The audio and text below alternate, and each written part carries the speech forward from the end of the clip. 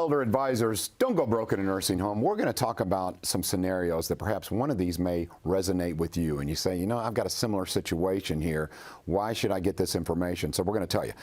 Jeff Hurst, you're not only part of the team at Elder Advisors, you've been through this before. So tell folks a little bit about your situation, what happened. Well, I've been working with Elder Advisors for the past 7 years, I believe, but my parents became clients 2.5 years ago, and my dad kept delaying this issue to the point where it became an issue, as I was talking in the last segment, if you wait that late, it's going to be like drinking water from a fire hose, because there's a lot of information that comes your way. I like to consider my brother and myself fairly smart people, well-educated, but we had no idea how to get this done. Had no clue. Without Steve and the expertise of Elder Advisors, we had no idea how to get this done. So what kind of things are we talking about here that you didn't know, weren't aware of?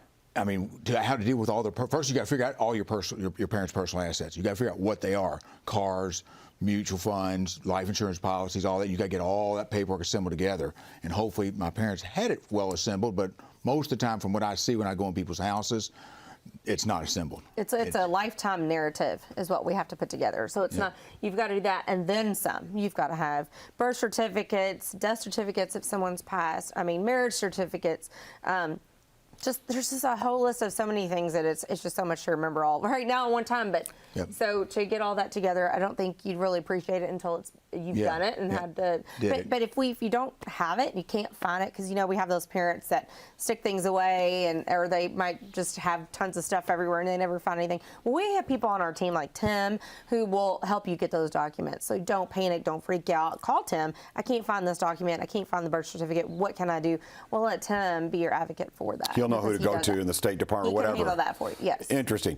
Do you wish, Jeff, when you were going through this with your parents, do you wish you'd have had a seminar like this, a workshop like this free, that you could have received this information? Absolutely, because I would have been on it sooner than the fire hose being turned on and say, here it comes, now deal with it. It's hard when you have a family, brothers, sisters. You've got to make sure everybody agrees. You've always got one sibling that's like, oh, this might not be a good idea, and there's just so much crisis whenever the shoes are falling off. It's a very sensitive situation because when you go in, that's when you really see the family members act differently towards each other, because it's now a money situation. You'll see that other brother he's in there for money. He's never been there. He's not around, and then all of a sudden, it's a very sensitive situation, and it's a personal situation. And my job is always to sell the house for the most money I can sell it for.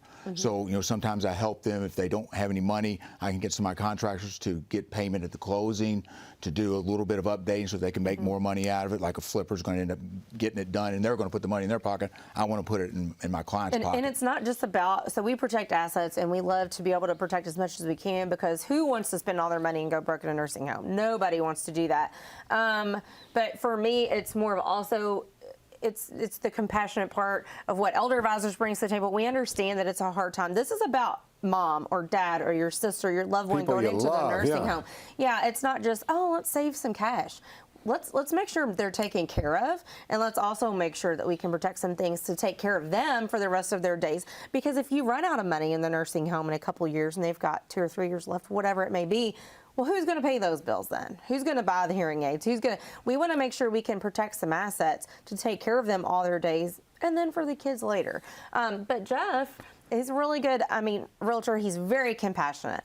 Very compassionate on I can tell that. And that goes a long way with our folks. Yeah. So. Yeah, I think so. You're right, because you're in a sensitive situation. Right. So therefore, it does take compassion. All right, Jeff, let's talk about the current market here. You were saying it's still a seller's market, correct? Yeah, it's still a seller's market. We're still short on inventory. It's starting to catch up a little bit.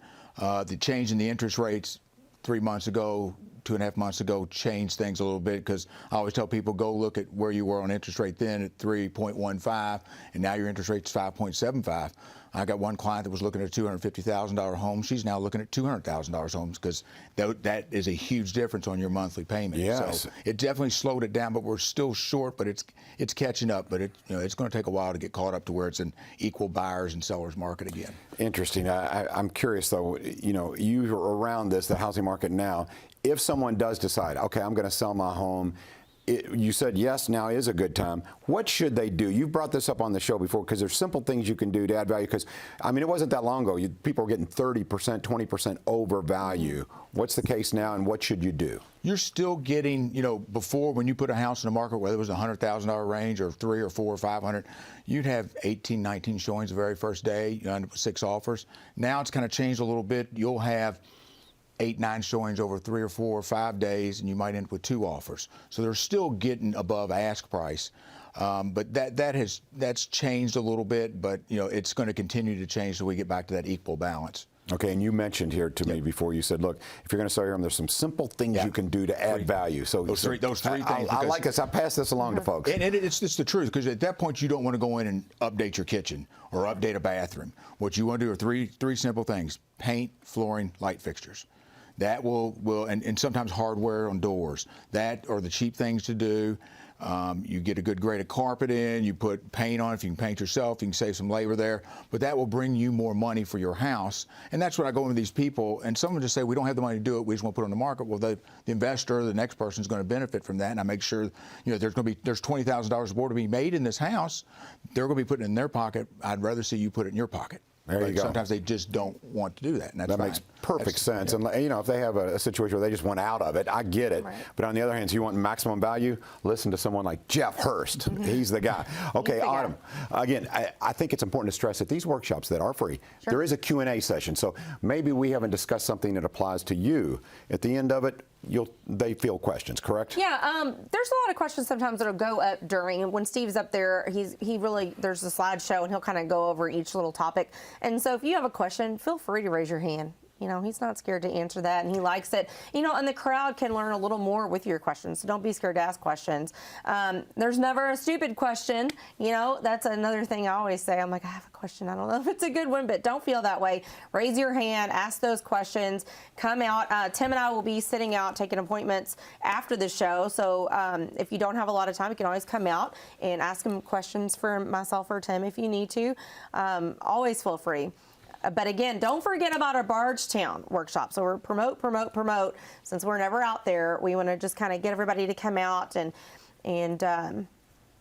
also, I guess it's prompted now. So come out and see us Monday night at the Hilton Garden Inn, Tuesday, October 4th, the Hampton in the morning, and then also the Bardstown Hampton Tuesday afternoon. Got a scoot here, Elder Advisors. There you go. It's free. Don't go broke. In a nursing home. There you go.